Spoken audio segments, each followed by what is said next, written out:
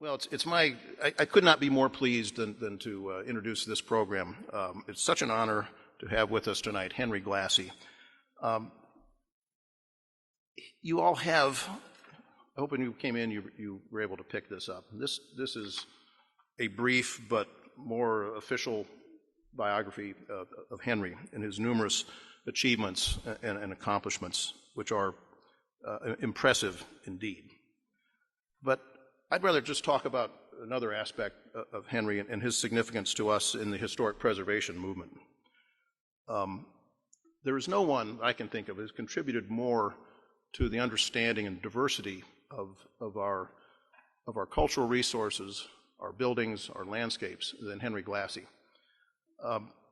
We talk a lot about diversity in the historic preservation movement. It's a big thing now. It's something that we strive for. Henry's been doing this for a long time, talking about the diversity of places, the peoples, the landscapes. He literally wrote the book on much of this stuff, and he's inspired a generation of scholars, of preservationists, of amateur enthusiasts such as myself who have taken great pleasure and knowledge, have learned from his works, his writings, and the wonderful occasions when we actually get to hear him speak. So we're in for a great treat tonight. But I can say that our movement, the historic preservation movement, is stronger, it's more diverse, and it's much more relevant because of the work of this man, Henry Glassie. And I hope that you'll take a look at the bio and look at the numerous publications. They are well worth investigating. I know many of you have read these, or some of them already, but please take a look at that. And I don't mean to short shrift the introduction by overlooking that. You've got it here on paper, but my point is that Henry has done so much good for the historic preservation movement, when that may not have been his initial intent as a folklore scholar. The best and most succinct description of Henry came from another trailblazer in the field of folklore and vernacular architecture, and that was our old friend Warren Roberts. Warren said that Henry Glassie, with no overstatement, said Henry Glassie is the world's foremost authority on old buildings. So, ladies and gentlemen, it's my pleasure to introduce to you the world's foremost authority on old buildings, Henry Glassie.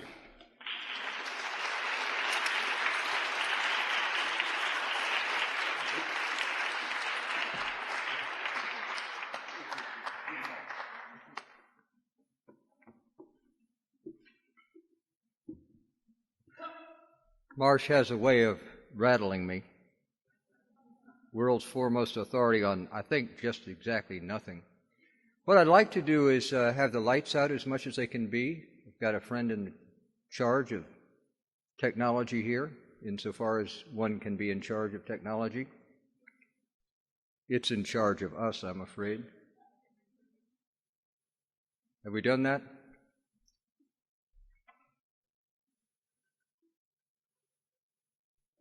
This picture has been up while we've been gathering. It's my image of our place, our landscape.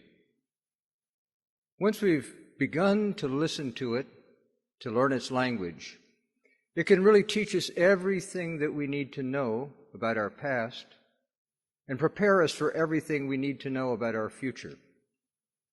That's the rhetorical flourish at the beginning.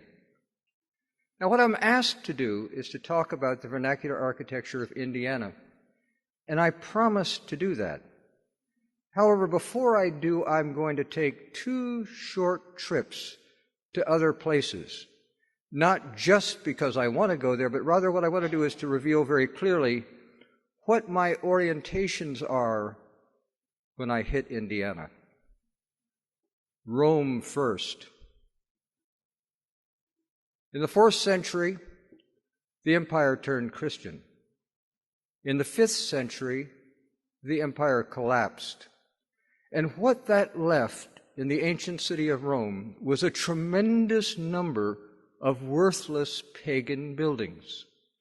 The new princes of Rome had a problem. What do we do with all of these old buildings lying around? What they mostly did was to destroy them.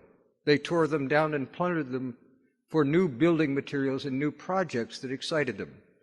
But they also issued edicts of preservation, which, as far as I know, are the world's first formal acts of historic preservation. Those edicts came in two forms. In one, what they did was to repurpose old buildings. One of the major motives that we have today for the act of historic preservation is to turn old buildings into new use. And so, the Pantheon, built in Hadrian's days, was turned into the Church of St. Mary of the Martyrs. It's for that reason we have it still. But there were buildings that couldn't be put to any practical use that nonetheless stood there, and nonetheless the popes decided to preserve. That is, preservation acts were accomplished, edicts were issued to preserve, for example, the Arch of Constantine.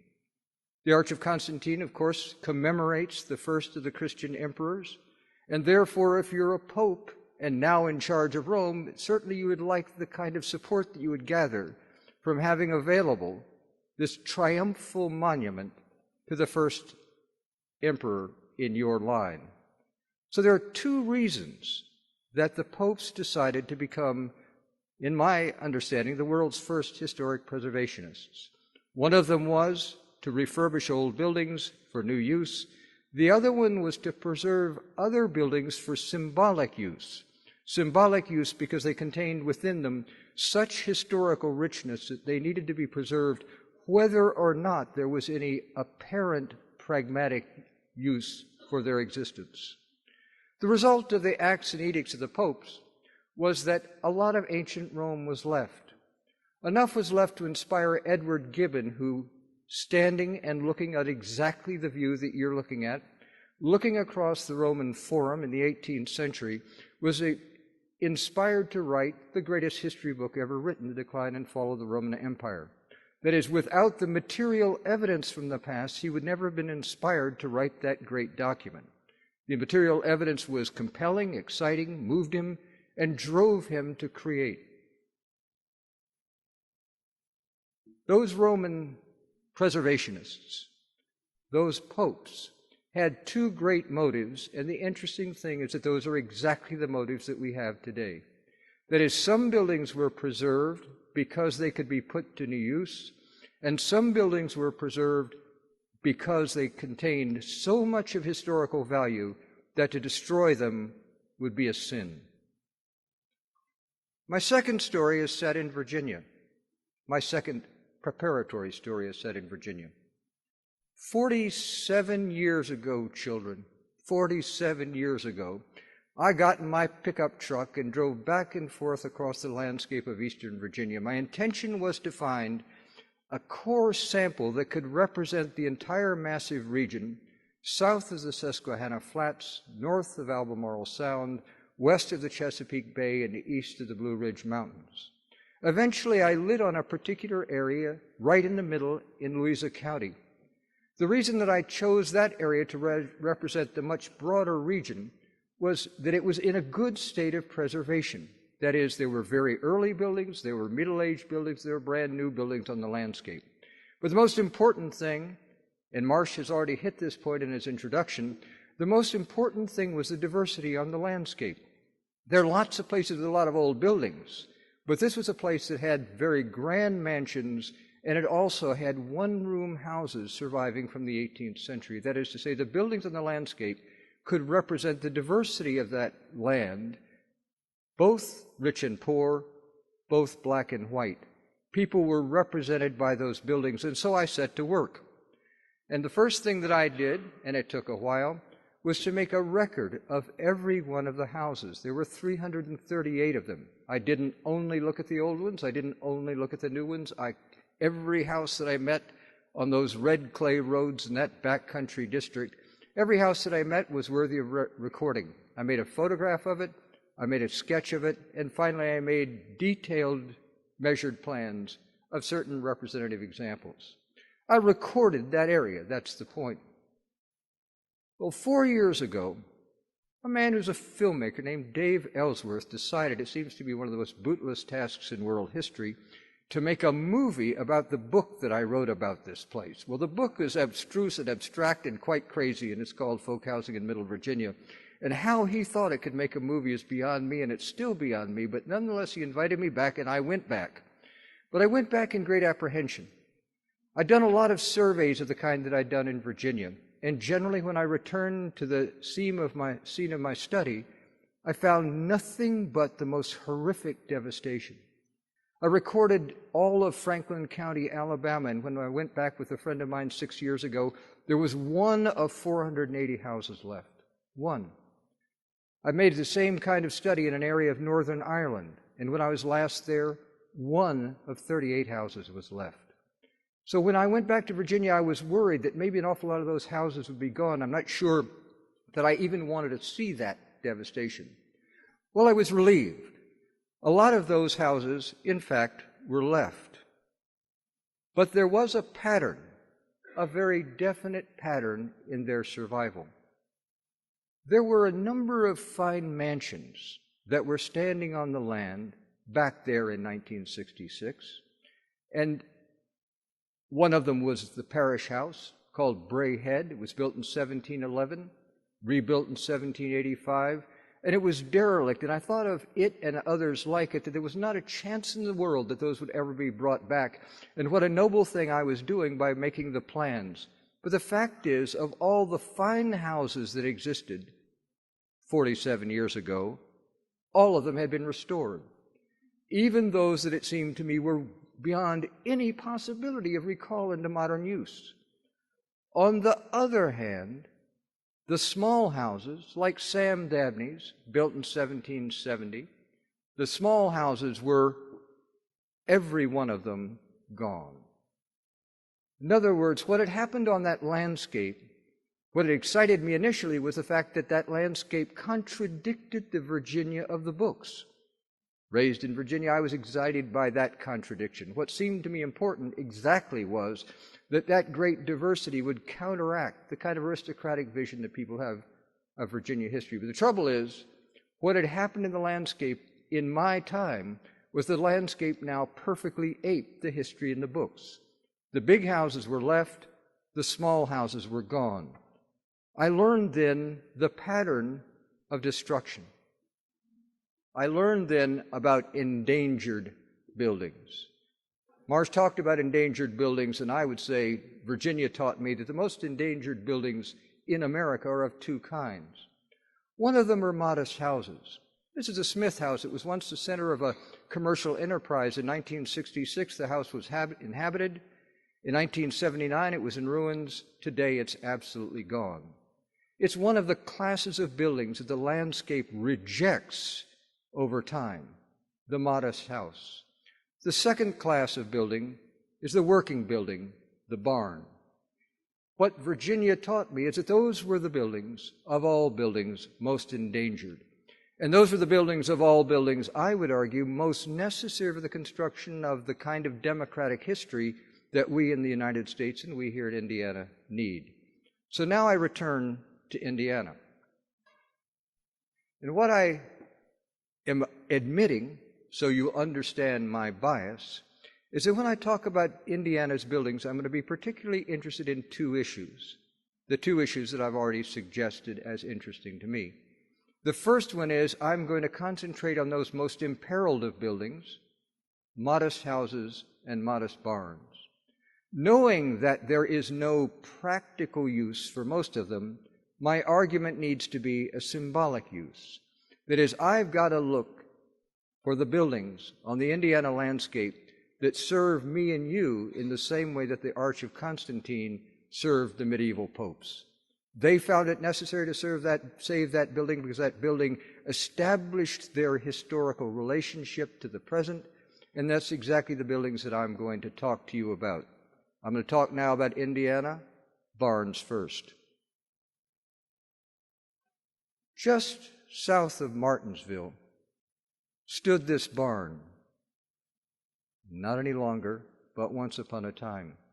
It was the most northerly example in the entire United States of America of an Appalachian variety of barn that had its origin in Ireland. the most northerly example of an Appalachian form that came from Ireland. It stood exactly at the point of the Hoosier Hump. The Hoosier Hump, as you may know, is the loopy isogloss that linguists use to separate Northern American dialect from Southern American dialect. There is a loop northward in southern Indiana, below which people speak in a dialect that's clearly a Southern dialect. This barn stood precisely on that isogloss. That is, it taught us exactly where the north ended and the south began, exactly at the point of this barn. Well, that division in Indiana, as you well know, is a consequence of the glaciation. Ground the north flat, bumped the hills south, and where the land was flat, people settled Indiana from the north. And where there were hills, people settled Indiana from the south. The irrelevance of state boundaries is one of the most important lessons of cultural geography. But this little barn stood there like a flag. The Mason-Dixon line doesn't separate the north from the south at all, but this barn adequately did until it was destroyed. Part of the rarity of this barn is that it's a barn that belongs to a pastoral economy. Most of the barns of the United States are based upon one Old World form, which was not pastoral at all, but rather agricultural. The agricultural barn of Western Europe classically has a runway through the middle, from side to side, welcomes in wagons, a place for threshing, and on either side of that runway there's a bay that's normally used for the storage of grain. This form of barn is called by cultural geographers in the United States the English barn, a perfectly reasonable name for it, despite the fact that it's known all over Western Europe, because for the most part, to America, it came from England. And in fact, the barn that you're looking at is in England. It's in Berkshire, in southern England. Well, that barn, that agricultural form, that three-bay barn with its threshing floor in the middle, was carried in the minds of people to New England, and from New England through New York and Ohio to Indiana. So that when you see barns of this kind, one of the things that you know is you're in the northern United States, not the southern United States.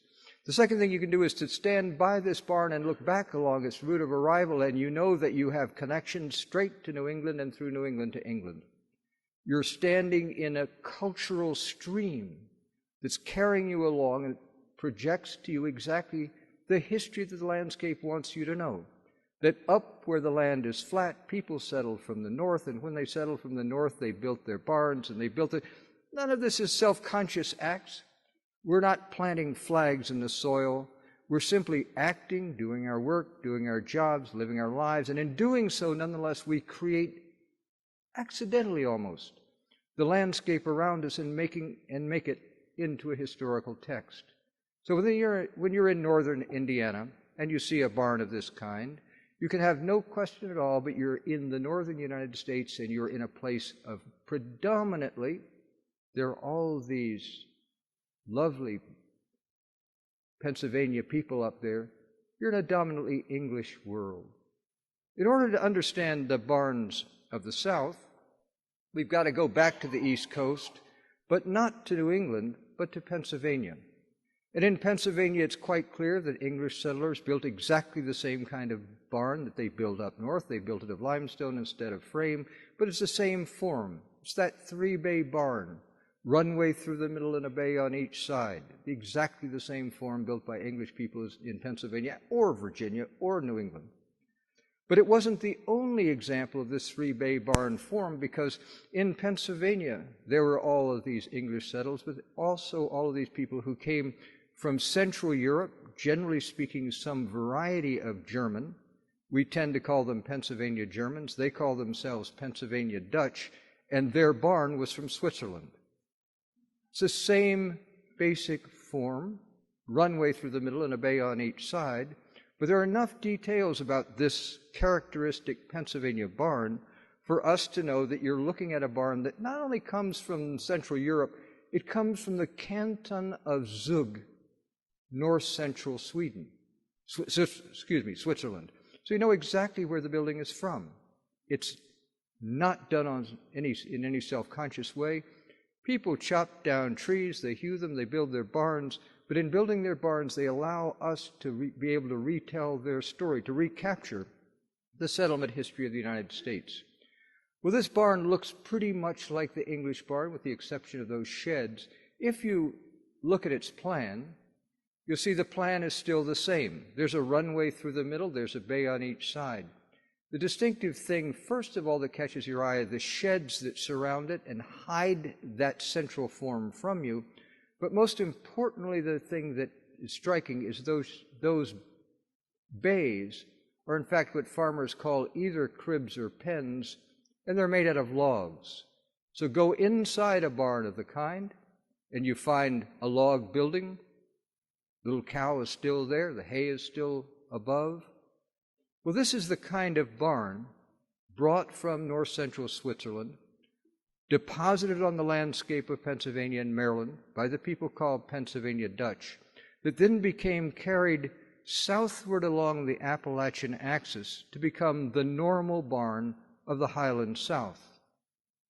The difference is that the sheds were stripped away, and what was revealed is still that basic three-bay barn. Really, the larger and more important thing to say about it is, even we can connect it on the one hand to England, on the other hand to Switzerland, what you're looking at is an agricultural barn from Western Europe that has had to be readjusted in the American climate so that this barn can serve new functions that in the old world it didn't necessarily serve. Well, they stripped the sheds away and the barn became plain, its three-bay form, the normal Appalachian barn. But when those very same people, some of them English, some of them Irish, some of them German, when those very same people pressed through the mountain passes and ended up west of the Appalachian realm, they found themselves with a little bit more prosperity. They found themselves with bigger farms. The Highland farms in the Blue Ridge are really mostly pastoral in their organization. People hunt, people have cattle, small patches of fields. But once you got over on the western side into those big valleys in Tennessee, then you had more land and you needed a bigger barn. The answer was to build two of those barns back to back. Now you have a barn that the old farmer calls a four-crib barn.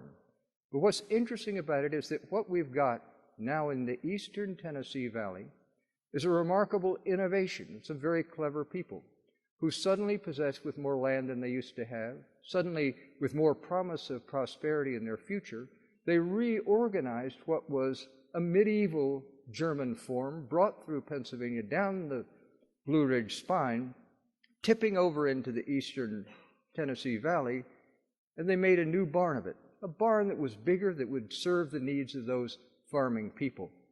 Well, that act of building two of those barns back to back reorganized the barn so that now its runway, instead of running side to side, ran from gable to gable.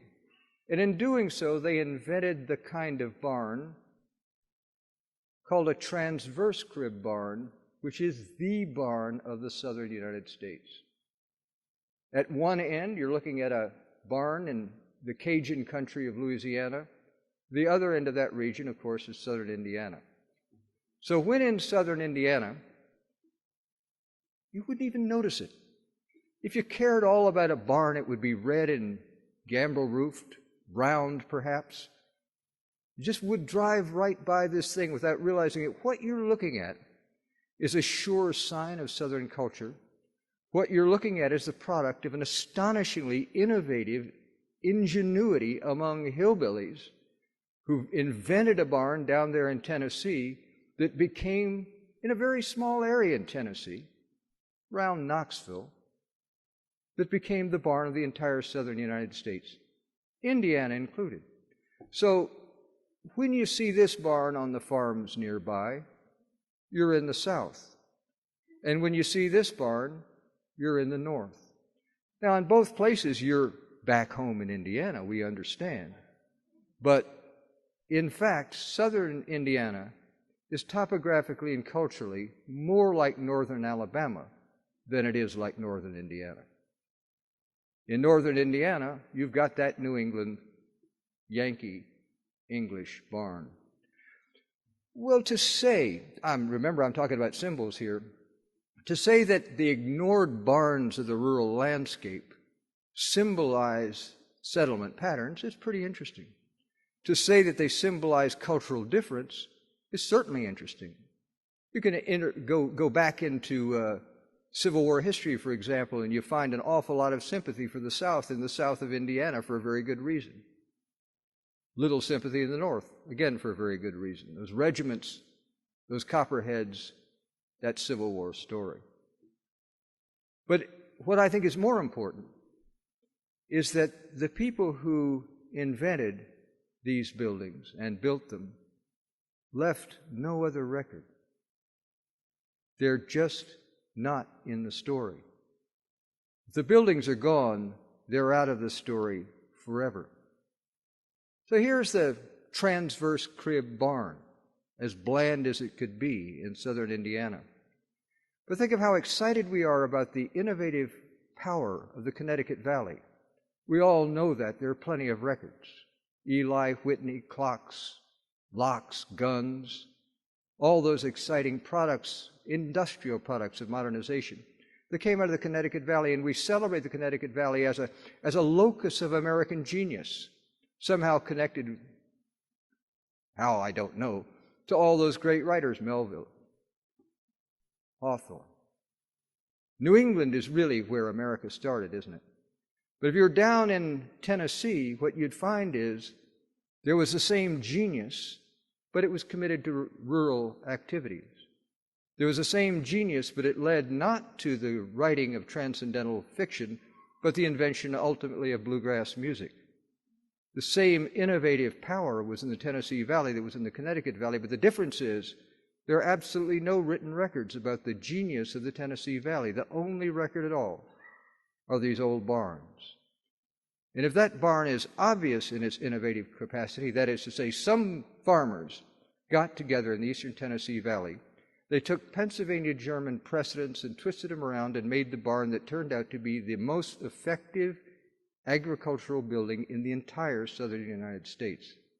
The northern story seems a little less exciting in that the English barns of northern Indiana look just like the English barns of New England and England. But there was inside that building a remarkable set of innovations, because back in the old world, this was a building for processing grain.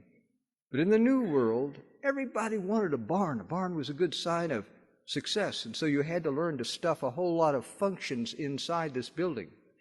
And what had been a building for threshing and storing grain in England became a building in America for threshing and storing grain and housing cattle and housing horses and storing their hay. It was a clever readaptation of an old form. I've told the barn story, and I'm about to tell the modest house story. All of this intended to alert us to the complexities of our Indiana landscape. All of it to suggest something about what we can learn by listening to the whispers in the old buildings. But when I turn to the houses, I admit that I'm turning to the houses with a particular argument in mind. And that argument can be very simply said. We pay too much attention to what we call the styles. The styles of architecture are normally just simply reduced to ornament, the trivial superficial dimension of architectural form. Now, why in the world would that be done? It's a simple reason. The styles changed frequently, and because they changed frequently, they provided historians with that topic of change, which they need to write their little narratives. If you've got to write a narrative and nothing happens, you're in a bad state of affairs unless you're maybe Samuel Beckett. Nothing happening to a great writer is a good thing. But nothing happening for a mediocre writer simply means that you can't figure out what the plot is. And so that something happens, and what happens is that there's a change. Greek revival to Gothic revival to Italianate and so on. The trouble with that is that what's its virtue other than change?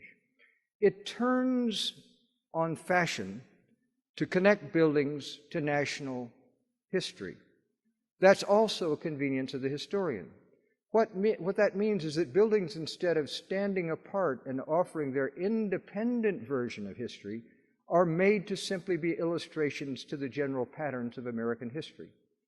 The problem with that, the problem with national history, couldn't be clearer. It leaves too much out. The buildings, then, are the symbol of how that too much is left out. That is to say, many buildings show no evidence whatsoever of belonging to any style at all.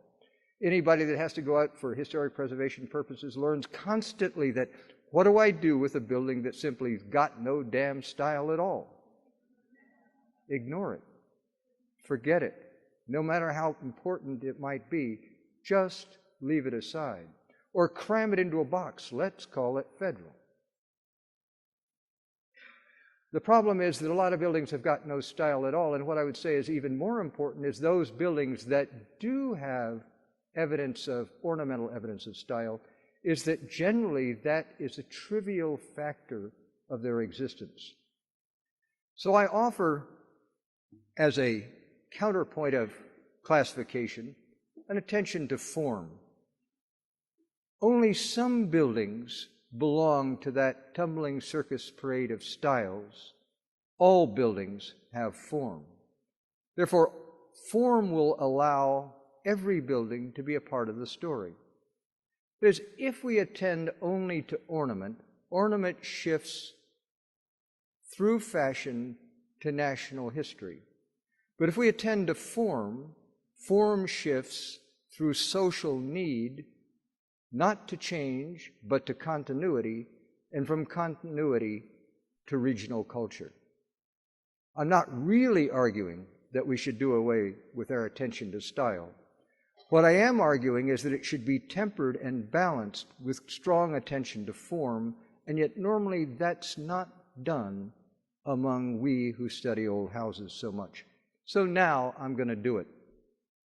I'm going to just talk about the South, the southern part of Indiana, and I'm going to say at the very beginning of settlement, those people came up from Kentucky and Tennessee. They came over from Virginia and southwestern Pennsylvania, and they arrived with two basic house forms to build.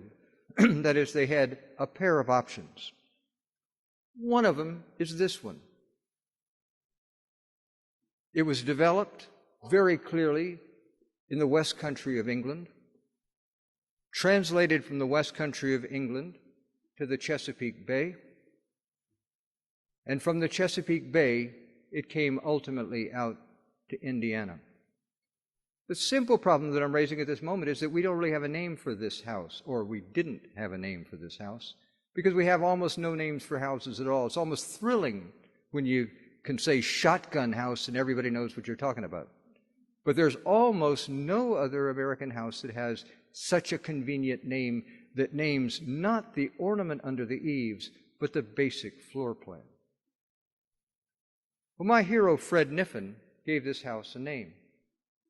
Mr. Niffen, if you don't know, you ought, wrote the very finest paper ever written on vernacular architecture, published in 1936, a study of the houses of Louisiana. Mr. Niffen taught at Louisiana State University, where he was a professor of geography and anthropology, but he was from Michigan. And what he did every summer was leave Baton Rouge and drive up to southern Michigan because he loved the trotting horses. And he followed the trotting horses, and he loved those races. But as he drove back and forth, what struck him was how the houses changed, how amazingly different the houses of southern Michigan were ultimately from the houses of southern Louisiana, and all those changes in between. And he noticed that there was a certain kind of house that appeared in Indiana, Illinois, and Iowa. A certain kind of house. Well, a familiar kind of house, and he called it the I House. He called it the I House because it was from Indiana, Illinois, and Iowa. Nothing fancy about it. But when he learned, as time went on, and he and I became closest of colleagues, I loved him. When he learned that the house was actually not from Indiana, Illinois, and Iowa, but was from Virginia, then all of a sudden the I didn't mean Indiana, Illinois, and Iowa. It meant the capital letter I, which looked like the tall, narrow gable of this house. And so that term that began right here in Indiana, we can be proud, that term, and I'm so proud that Mr. has given to the English language a word I can imagine no better way to achieve mortality. He was born in the year 1900 and has been gone for a while. But he called this house the I House, and accepted as the I House, capital letter I, because of the tall, narrow gable end of the house. This is the house of the southern prosperous farmer. This is the house of the Midwestern prosperous farmer. It offers to the builder a couple of wonderful features. The first is a tall, skinny facade. That is, you can build a bulking big building that really has got 4 rooms in it. But it can feel pretty big because those rooms are all piled up in such a way as to create a monumental facade. Then you pierce the facade with symmetrical rigor. Now, what this obviously means is there's an association between this house and the style that architectural historians call Georgian. But closer study will reveal that long before little guys called George were on the throne of England, there were houses of this kind being built with these symmetrical facades. The inspiration is not ultimately England. The inspiration is ultimately Florence. This symmetrical facade flowing across the Eurasian landmass, this symmetrical facade means the Renaissance has arrived in your neighborhood. All of a sudden, the houses are becoming symmetrical and rigorous, and it's the sign that the Renaissance values individualism, capitalism, and intellectual order, enlightenment, have finally come home. That's what the house is about. It first of all offers to the world an image of perfect order. Behind these walls, nothing ill is happening. Behind these walls, there is a perfectly rigorous, logical mind. Symmetry does that to us. We take it from our own bodies. We incorporate symmetry out of our deepest physical being. That physical symmetry tells the world all is in order here. Behind that orderly facade, there's a formal entry. It's this other feature that the I House offered to the upwardly mobile Midwestern farmer. That is, instead of stepping over the threshold and into the house, you step over the threshold and into an unlit, unheated, unfurnished hallway, out of which you've got to be led into the house proper. This combination of an orderly front and a polite interior was obviously appealing to that farmer moving toward the middle class. The I House was there in the Chesapeake Bay as the dominant architectural form by 1760. In the South, and I'm talking about southern Indiana as being much a part of the South as Alabama. In the South, it took hold, it grabbed the land, and it just never released it. Not until early into the 20th century. It had plenty of challenges, so that this house, in place by the middle of the 18th century, received a challenge from the Greek Revival. Well, in the North, the Greek Revival reorganized architectural form, but in the South, the Greek Revival was held on the porch like an unwelcome guest. It isn't that we don't know what the fashion is. It isn't that we are not sophisticated. We too get those agricultural magazines that recommend certain kinds of architectural practice. However, We've made a decision back there somewhere in the middle of the 18th century that this house properly houses our family, properly positions us in the community, and as a result, through the 19th century, fashions came, fashions went, and the I-house endured. That's the Southern story. And it's also the story of Southern Indiana. It's I-house country. So here's an I-house from the Valley of Virginia, and here's one from downtown Bloomington, handsomely restored, the Lindley Cochran House. But it's exactly the same house that you could find in the Valley of Virginia, and I'm not making a trivial connection there. I'm amazed at how, when I measure up old houses, the Southern Indiana houses built before about 1855 match the measurements of the Valley of Virginia perfectly. It isn't just that you're looking at a Southern house. You're looking at a Southern house from the rich agricultural country in between the Allegheny and the Blue Ridge. There's the house of the Valley simply transported into Southern Indiana. Later on, it's interesting. Later on, the I-houses of Southern Indiana tend to measure up in this way that connects them much more, interestingly enough, to Mississippi and Alabama. Proportions have changed, but the same basic form. Hallway through the middle and a room on each side, which I'm guessing you've already figured out is exactly the same plan as that barn that I began with. You're talking about the same, it's got the same mind. The same mind is whirling between the ears. That's the way that mind figures stuff out. Runway in the middle serves those two rooms, the world's shortest double-loaded corridor, but that's the way that it works. It's convenient. Well, people were building barns like that, we know, as early as the 13th century. They didn't start building houses like that until the 17th century, but there was a convenience of plan. That's the way the house was. Well, that I-house is not only a house, it's actually a system, because the I-house was so dominant in the ways that people in the whole South, but also Southern Indiana, thought, so dominant in the way that they thought that they began with the I-house almost whatever they did. So you could split the I-house vertically and build 2/3 of it. Or you could split the I-house horizontally and build 1 story of it. So that it isn't just that it's a house, it's a whole system of options depending upon how big your lot is, how much money you've got. If you've got enough money to build a brick, you're going to do better. If you've got a little bit less money, you build it a frame. But the fact is, you've got a form.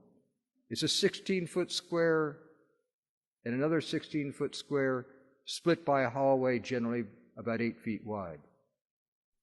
Any carpenter could put it up. You didn't have to worry about it. You didn't have to say, I'd like one of those I-houses. You just said, how much money do you got? I got enough for one of those houses. Well, the I-house is the dominant form of Southern Indiana, and not merely the dominant form of Southern Indiana, but north of the Tennessee Valley, east of the Mississippi, west of the East Coast. That's the house. That's the house. And so it is, not just in the countryside. Most of the examples I've been showing you are urban. City, country, really doesn't matter. That's the way that you build your house. Well, it's not actually the way that you build your house. It's one of the 2 options. That's what I said at the beginning. It's one of the 2 options that you have during the first phase of settlement in the state of Indiana in its hilly sections. For this house, you look back through Kentucky, through Virginia, to the west country of England. For the other option, you look back to the west of Ireland. 100,000 people came from northwestern Ireland into Pennsylvania early in the 18th century. This is the kind of house that they came with them in their minds, the classic Northwest Irish house. Look at it. It's got 2 rooms. That big room has 2 doors, a door in the front and a door in the back. Those doors are perfectly aligned because the little room was for the cattle. And I suppose that I'm not the only person in here who's worried about how a cattle doesn't bend very well. The thing to do is to bring the cow in the front door, milk her, and take her out the back door. The reason for organizing that house in that way, one big room was for the human beings, a smaller room was for the cattle.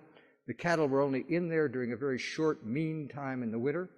The rest of the time they were out in the fields, but they were brought in every night for milking, and they were milked right across from the hearth. So you've got almost a kind of unsplittable atom of a little house. 2 rooms. One room has a door in the front, a door in the back, a chimney at one end, and a door at the other that leads you into a small room that in ancient days, and in fact this is an autochthonous Irish house, you find them beneath the bog. That is, this is really earlier than Iron Age, this house. It's been in Ireland for a couple of millennia as the normal Western house. Well, when people came out of northwestern Ireland, bringing this house in their mind, they landed in Pennsylvania, and just as they'd done back home, they built out of stone. What a difficulty. They had to get rid of all those trees, cut them down, burn them, get rid of them, and build of stone. But when the Irish, in the 1720s, joined their German neighbors to form the very first settlements on the Appalachian frontier, always think of those coonskin hat guys. Well, that's who they were. They were Irish and Germans. They were out there at the very edge of things. The very first settlement was made by Irish and Germans together, and the Germans contributed a marvelous form of adaptation to the forested landscape. They knew how to build of wood. The result of the exchange between the Germans and the Irish was the construction of the American log cabin. Log cabin has been for years a symbol of America. It's a symbol of America somehow because of its simplicity, but really I think it's a better symbol of America because of the way in which its diversity is combined in this one little building. Just think of where else on the face of the earth could you have a building in a northwest Irish pattern that is from Donegal, Tyrone, or Derry, that's where it came from, those 3 counties, built out of materials that came from Moravia and Bohemia in what's now the Czech Republic. So that from what's today the Czech Republic, Pennsylvania Germans brought log construction to America. They carried it down on the frontier, they met their Irish neighbors, and everybody, whether they were German or Irish, ended up living in a little Donegal house made out of Moravian techniques. It seems almost amazing, but there it is. That's the American log cabin. And that's what happened. Well, the house was small, and it was elongated in the Appalachian front. In an innovation, this is the same kind of territory that gave you the transverse crib barn, invented a new house form. And that new house form was a consequence of adding to a log cabin another building. In the Irish fashion, here's the plan, it's real clear. The plan on the right, if you look at it, it's the same old prehistoric Irish house. There's a big room, it has the chimney. It has a front door and a back door. They're perfectly in line.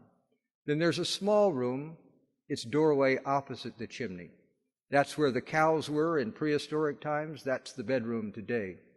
But then on the other side of the chimney, you add another room. It's a kind of house that country people call a saddlebag. The idea is that just as you would drape the saddlebag over the back of a horse, you drape these 2 rooms over the chimney. So the chimney carries those 2 rooms, and what have you got? A new house called the Saddlebag. And what are its features? It has a central chimney and a front room in a front door in each room. So it's got 2 front doors and a central chimney. Well, if you come out to Indiana and get back to the early phase, some of the saddlebag houses of southern Indiana were just like the one you just looked at, which was from Del Rio, Tennessee. That is to say, it was a result of accretion. You build a log cabin, you add another cabin on the chimney end, and you end up with a house that has a chimney in the middle and 2 front doors. Then translated into frame, and you have one of the most common houses in southern Indiana. completely different origin, completely different story from the I house, but it pairs up. That is, there's the central chimney, there are the two front doors. So here are the houses available to you in the very first settlement phase in southern Indiana. One of them is the I house. The I house looks straight past Kentucky and Virginia to Old England.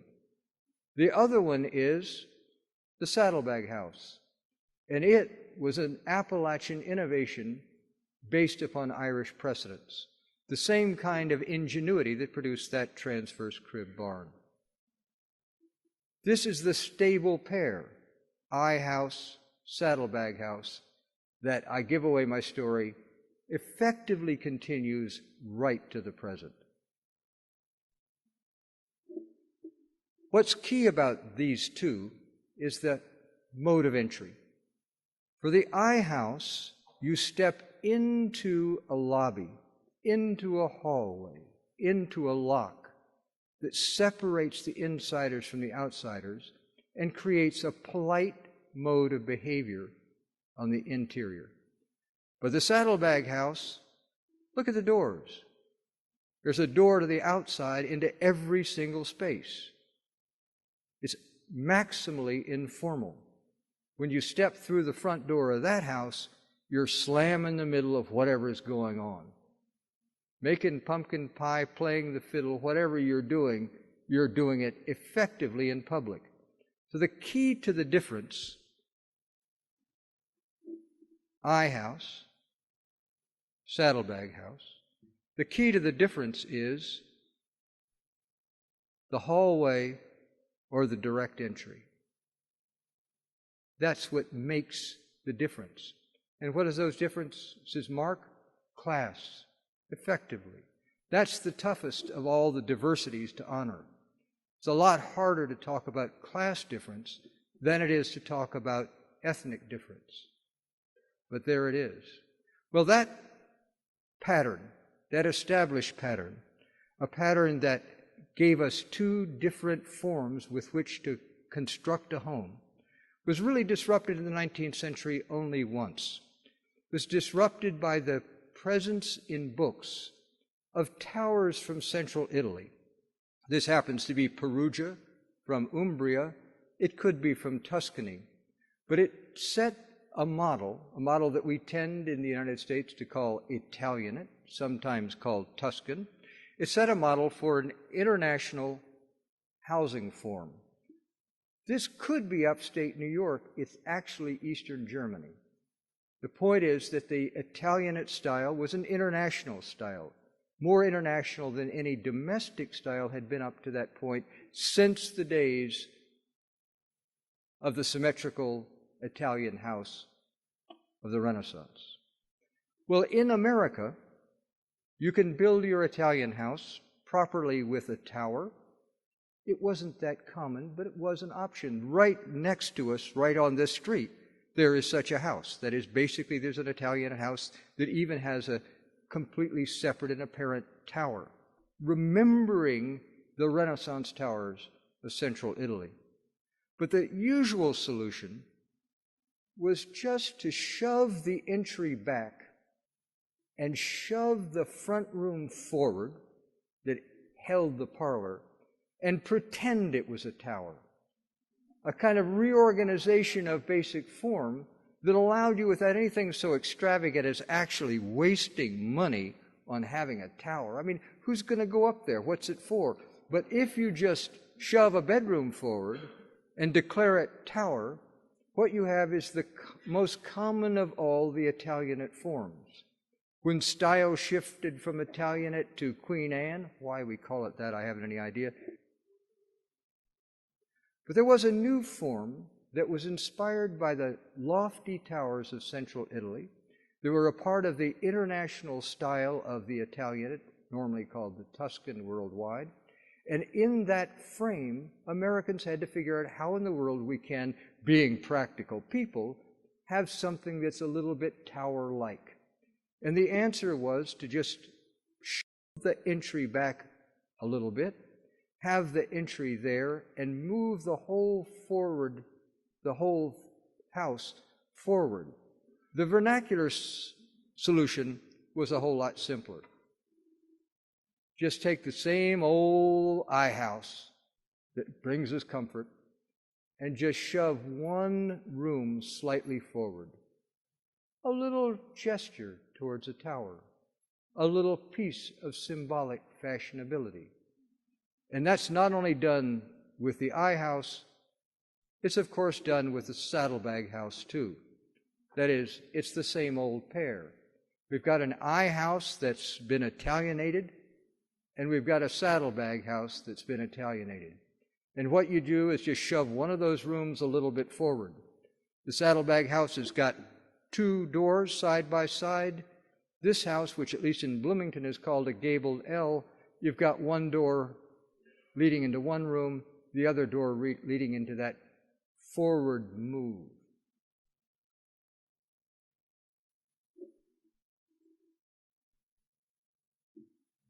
So these are the forms.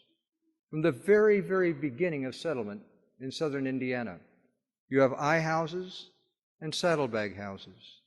You have big houses with formal entries and small houses with informal entries. And I could detail the story all the way to the present, but you already know that what you've got today is big houses with formal entries and small houses with informal entries. The difference is that class has become, over time, increasingly marked and increasingly aggravating, increasingly annoying, certainly to me.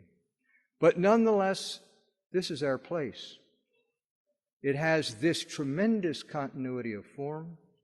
It has this wonderful range of buildings that will tell us about our connections back to the old world, our connections throughout the world, of barns that send a mind sailing past New England to England, of barns that send our minds sailing in a great loop down to Tennessee and back up to Pennsylvania, of houses that remind us of the west country of England and remind us of elegant Virginia, and little houses that remind us of Appalachian connections. All these things are here on the land, echoing under our feet. This is our place, and we've got to protect it. We're very lucky in Indiana, in our acts of protection, that we're not alone. We have at the state level great philanthropists, Eli Lilly and Bill Cook. We have Reed Williamson and Marsh Davis developing Indiana landmarks into the best historic preservation, state historic preservation organization in the United States. Most active, most successful, most brilliantly led. I'm proud that in my little town of Bloomington, we have also our homemade little historical society. It has one great feature, in my opinion, which is the affordable housing program, in which we are restoring those little modest houses which are exactly the endangered houses. In restoring those little modest houses and making them available to people of modest means. Steve Wyatt, Don Grand Boyce run that program, and it's a wonderful program that we're really paying attention. The energy that's created by, in a little town like Bloomington, of something like BRI, means that we've got Doug Wissing doing on his own wonderful restoration projects. We have at the absolute base a tremendous number of fantastically good carpenters. Chris Sturbaum and his brother Ben, who not only build well and can build anything you want, who've really become advisors on historic preservation. We've got this whole wonderful crew of people, state and local, who can help us, who can help me and you, who can help us keep Indiana's landscape historically rich and evocative and sufficiently diverse to be able to support an argument to a democratic history. Something that you can't find in books, but you can find in buildings.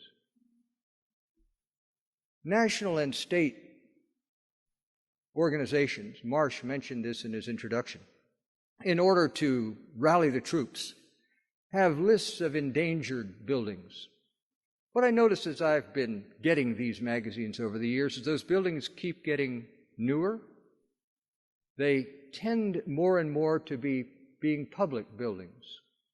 Now, I believe that every building is historic and that every building deserves preservation, and so I heartily approve. But it's also true, I say with a touch of melancholy, that I've been in this business, looking at old buildings, for a long time. I digress personally to say that this year marks the 50th anniversary of my first publication on vernacular architecture. I hate the fact, believe me, that 50 years ago I was big enough to be able to write and have published an article on the log cabin of all things. All that time allows me as a grumpy old guy to make my final point, and that is, I am certain that the most endangered buildings in the United States are all of them modest houses and old barns built in the very first phase of settlement. That other buildings are exciting to us, but if one is really concerned about not just the preservation of buildings, but the preservation of those buildings that are most necessary for us to be able to write a democratic history that this society needs in order to forge the future that we need, that all the buildings that are most imperiled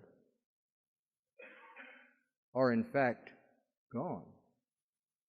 It's a terrible challenge. Thank you very much.